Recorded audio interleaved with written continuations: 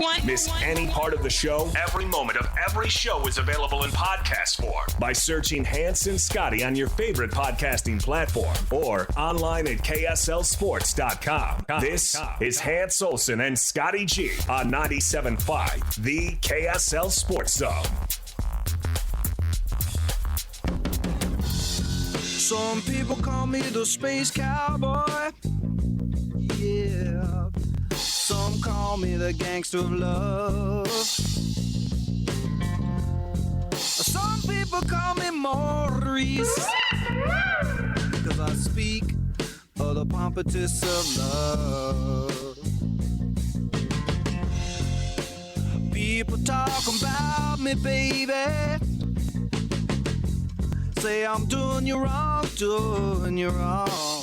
Hans and Scotty, 97.5, the KSL Sports Zone, just past the 2 o'clock hour, final hour of the show.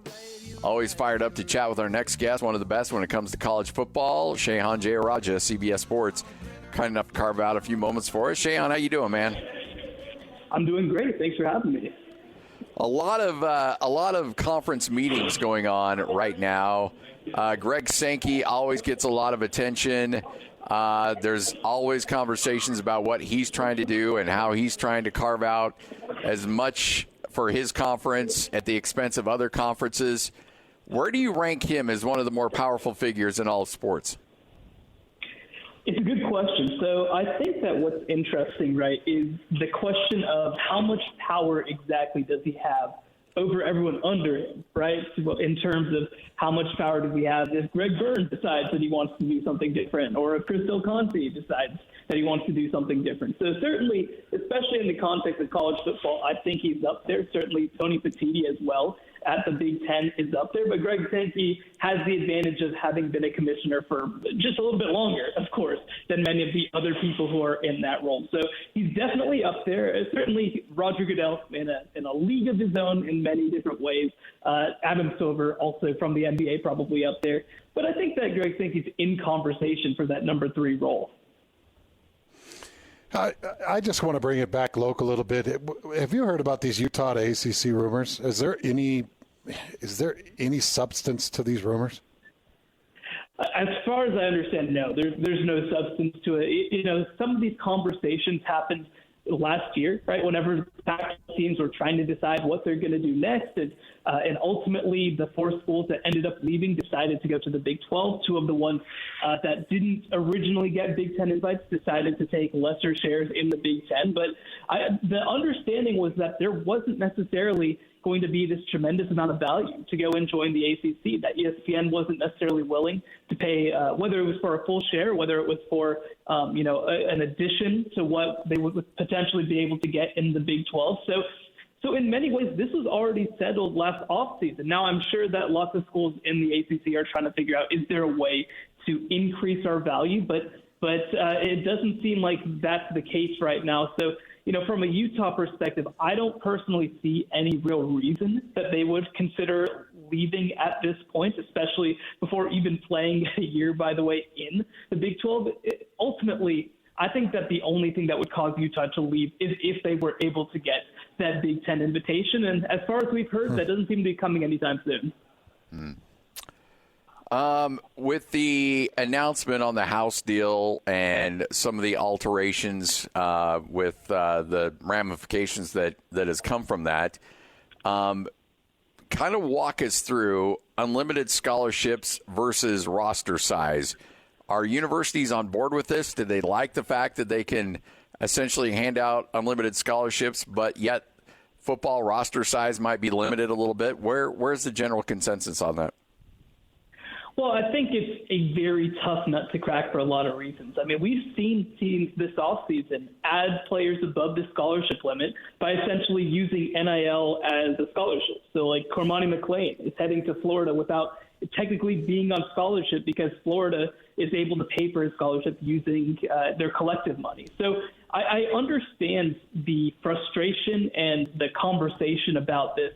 At the same time, I mean, look, so many people in college athletics are players who are either players at smaller schools, maybe didn't play on scholarship, or they walked on potentially at a bigger place and had the opportunity to prove themselves. And, of course, I'm down here in Texas, and Texas A&M has a very proud tradition of walk-ons and having a player wear the number 12. And at Nebraska, of course, for many decades, that was such a huge part of their identity. So the thought process would be, look, we can't in any meaningful way limit scholarships because of that NIL component.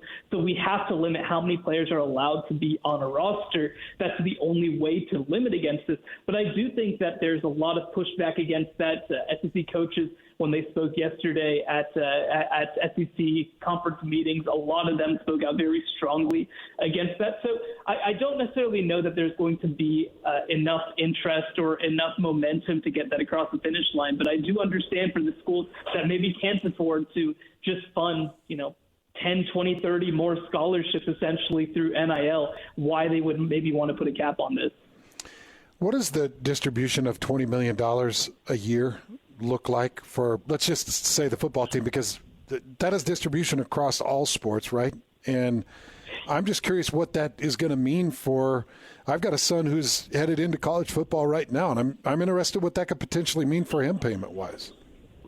No, it's a great question, and it's one that is still being answered at this time. Like you said, we don't know at this moment. We hear that $20 to $22 million most likely is going to be a total cap across all sports, that it will potentially include some of the things like Alston payments that'll take up potentially several million, where players are getting paid $6,000 in additional compensation in order to kind of just pay for living expenses while they're in college and educational expenses. And so we don't really know necessarily what the rest of that's going to look like. Will it be mandated that half of that money is subject to Title IX and will have to go to student athletes? That's going to be a big question.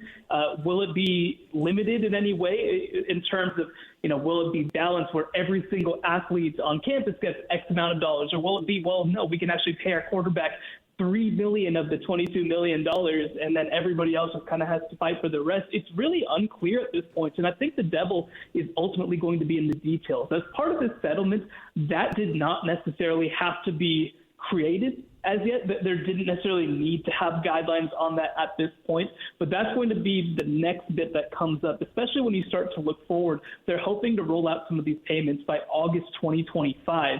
So there's not a lot of time for everybody to figure it out. I actually got a chance to be out at AAC Media Days today, which were held in Dallas, and a lot of the athletic directors out there are like, we don't even know what this is supposed to look like. We don't know who this is going to impact. All of this is essentially up in the air right now.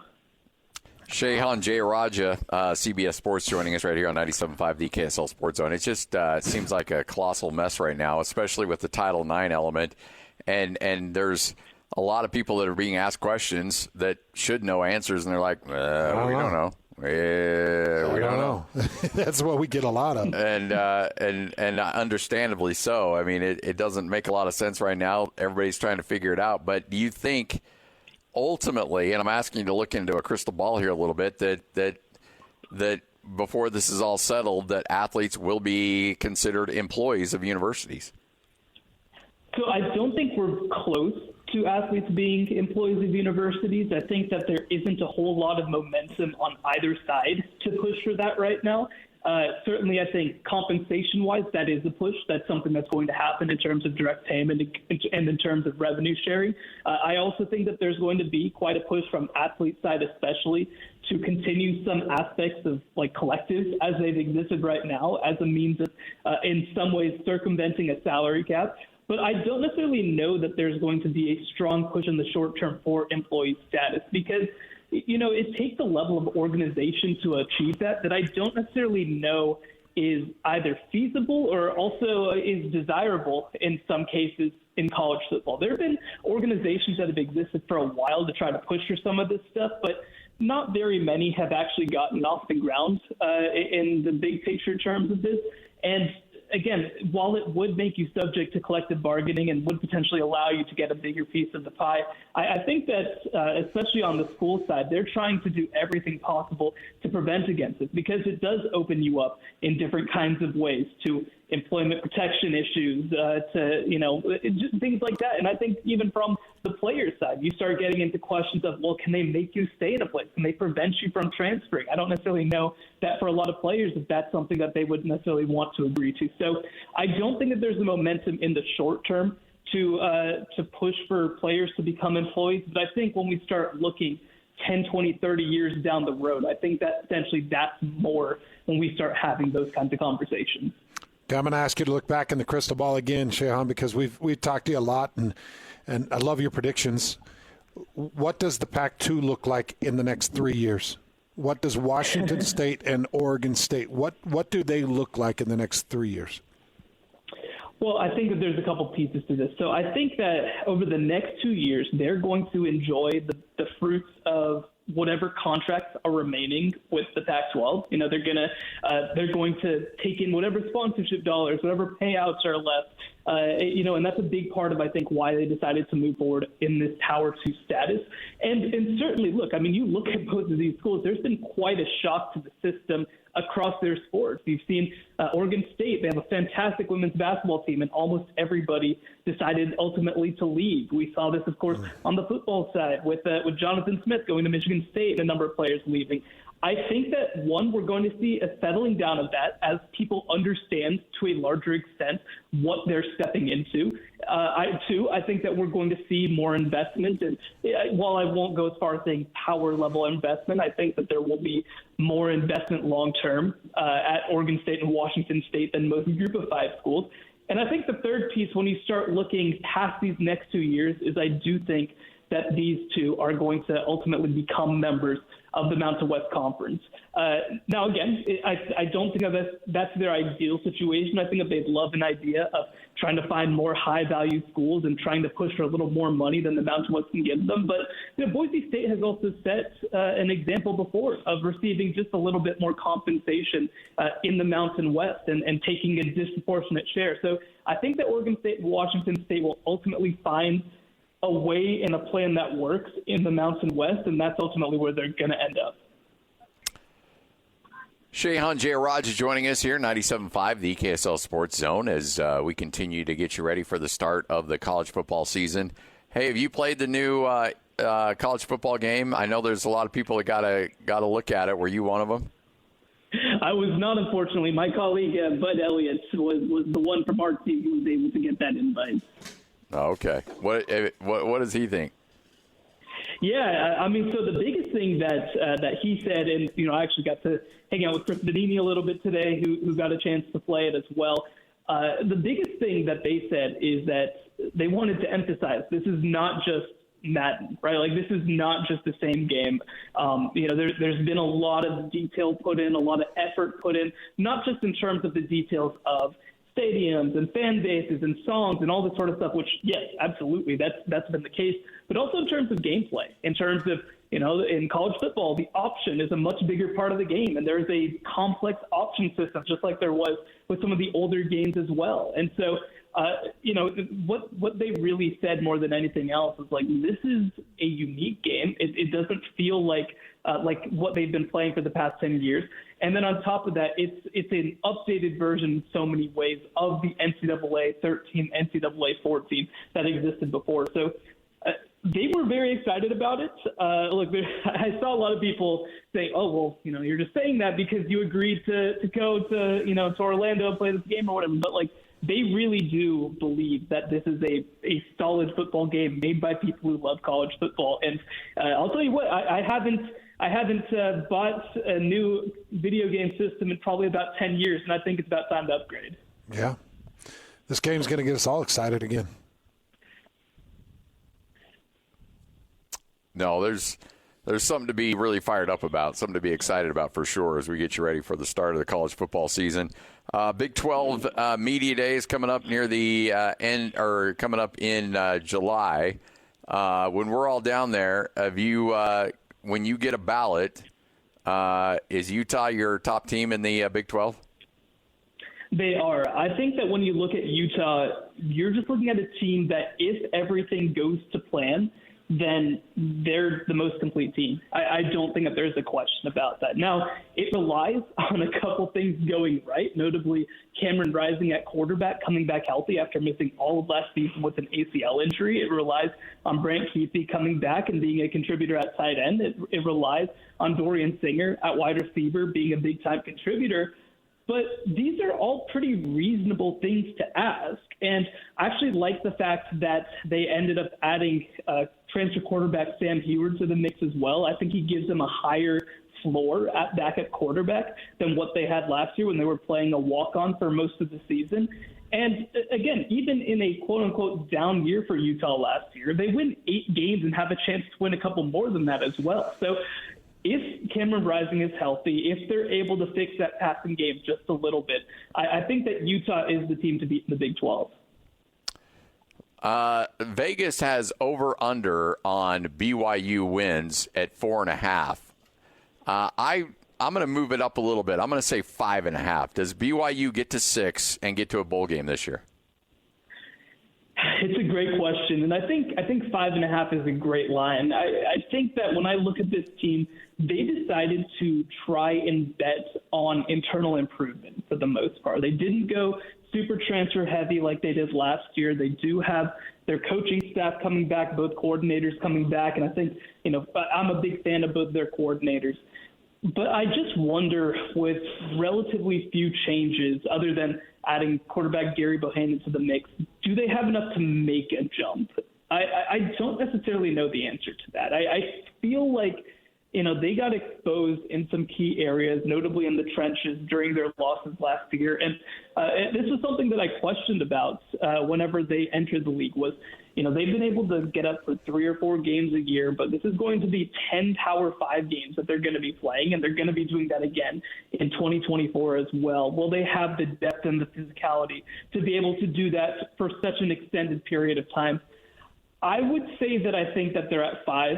I think that that's where I settle again. Now, I would like, ideally, a more competitive 5 in some ways than what we saw last year, but I do think that they come just short once again. Shehan Jeyarajah, one of the best right here on 97.5, the KSL Sports Zone. Tell you what, should be a fun college football season. We can't wait to get it started to the point where we're just talking football and not all this other stuff and actually talking about games out on the field. But it'll be here before we know it, man. Thanks again for your time. Thanks, Shehan. Thank you so much for having me. There he is. Shehan Jeyarajah right here on 97.5, the KSL Sports Zone. We're going to see a lot of financial mess with these college athletes. Oh, yeah.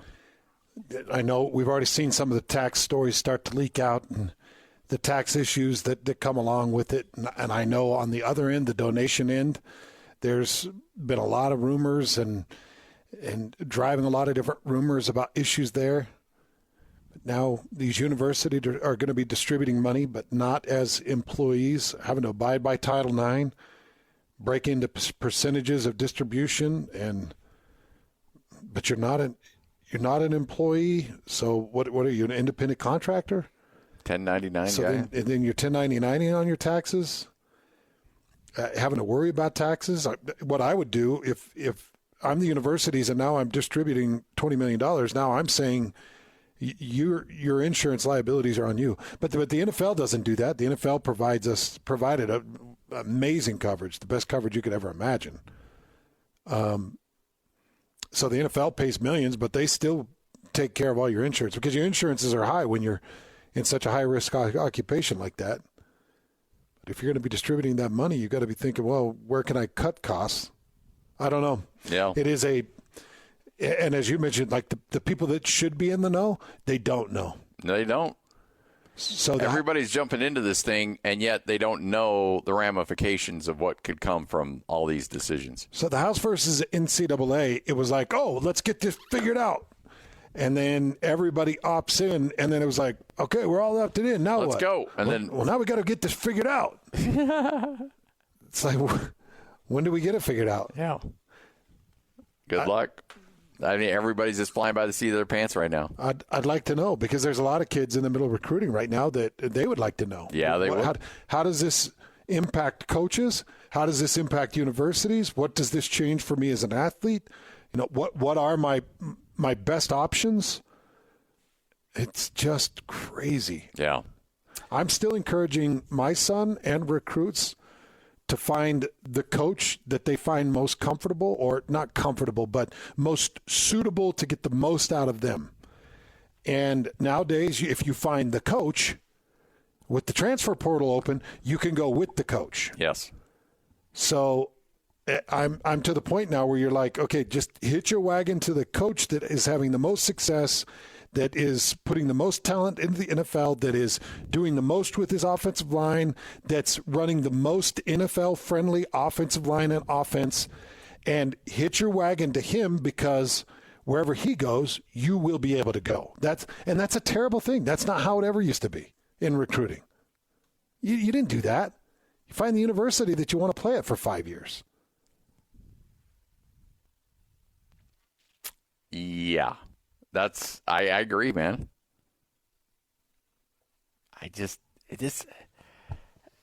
Ultimately, you want to, if you've got talent, you get developed, the money's going to come at the next level, right? Should. So that should be your number one priority, because that's the generational money, not the, $200,000 or $250,000 you're going to make. That gives you a nice little start, gives you, your down payment for your house and stuff like that to get started. That's a great way to start a life. But at the end of the day, if you've got talent and you can be a draft pick, you need to be focusing on who can develop me and where can I go to make sure that I'm ready to go come draft day in the NFL. Mm-hmm. That needs to be your number one priority. Hitch your wagon to the right coach. Yep, exactly. Which, it's just bonkers to me. Yeah. That isn't anywhere even close to the line of thinking we had when I was coming out. Yeah. Hans and Scotty right here on 97.5, the KSL Sports Zone. The wheel loaded, and it's time to talk some sports. This is Sports Roulette with Hans and Scotty on 97.5, the KSL Sports Zone.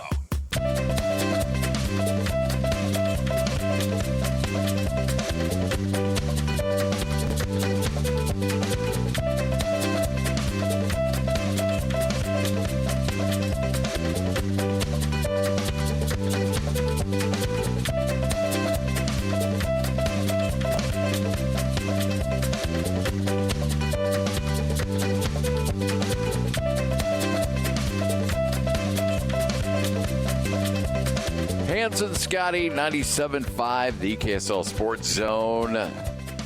Time for another edition of Sports Roulette. Hey, remember, though, get to KSLSports.com, fill out your ballot, the fan vote, for the top 60 and 60. We'll announce number 60 beginning next Wednesday. And, Hans, we will have 60 shows at that point until the start of the college football season. Actually, 59, because we'll announce number 1 and number 2 on the same day. So, man, I'm telling you, it's coming. It's coming quick. It's all brought to you by 5 Star Painting. Refresh the inside or outside of your home with a 5-star experience with 5 Star Painting. They got the time, skills, and tools. 5starpainting.com. That's 5starpainting.com. All right, let's get to it. Time for Sports Roulette. We take some of the big storylines, put it on a roulette wheel, we spin it wherever that little ball lands, what we end up talking about. Lloyd, fire it up.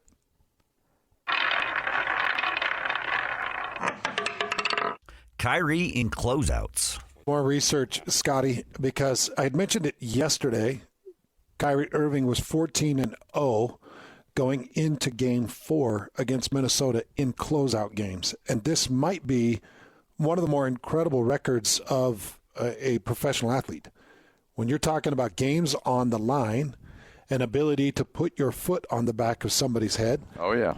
That is an incredible stat, 14-0. Now 14-1 because he did lose Game 4, but he's got another opportunity tonight to get himself to 15-1 in closeouts. This record goes back, it starts back in 2015 with the Cleveland Cavaliers. He went 10-0 with the Cleveland Cavaliers in closeout games. He's 1-0 with the Boston Celtics in closeout games, 1-0 with Brooklyn in closeout games, and he was 2-0 with Dallas because he had the closeout win against the Clippers and the closeout win against the Thunder, and lost his first closeout game since 2015, or his first period in his career. That's crazy. Well, it's shocking, and really the numbers are shocking. He averages 23 points, 5 assists, 4 rebounds in 15 closeout games. I know that he got a little weird and got sideways, and people had a rough time with him, but I don't think we really, truly appreciate Kyrie Irving as one of the best players in the NBA. When we talk about best players in the NBA, Kyrie's name does not come up enough. The way he's playing right now he's being a good teammate. His talent level is just insane. His shot-making ability at the rim is just insane. When he dials it in defensively, he's as good as anybody in the league. Like, this guy is truly a special player, and he gets caught up in the flat earth and, some of the weird things that he says, sometimes the derogatory things that he's said in the past, but it seems like he's trying to clean up a lot of that image. He's been a good teammate with Luka. He's accepted a number 2 role on that team. But make no mistake, this guy is an absolutely special generational talent in the league right now. He averages right around 40% from 3 in his closeouts, right around 55% from the field. He's had performances of 30-plus points in 6 of those closeouts. He's had double-doubles throughout.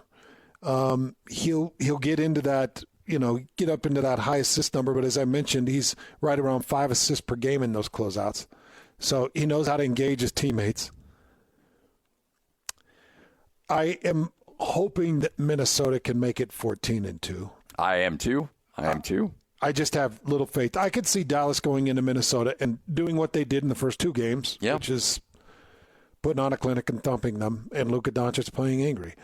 The only way I think Minnesota closes out or finds a way to get themselves to Game 7 is if Kyrie Irving or Luka Doncic is off the court for one reason or the other. Luka listed as questionable tonight. He'll play. He's going to play. Yeah. And last time I saw him questionable, I think he went for 33 points. Yeah, he'll be fine, and he'll have a great night tonight. And he'll puff out his chest and make big plays and bark at Rudy and complain to the officials for 48 minutes, and that's who Luka is. I'm telling you, I guess I'm overly fascinated with this stat because I think that the closeout numbers are more in the playoffs. It's more important than any number you're going to find in the NBA. Yes. What do you do when you have an opportunity to finish a team? It is so hard to finish a team in the NBA. Oh, yeah. Yep.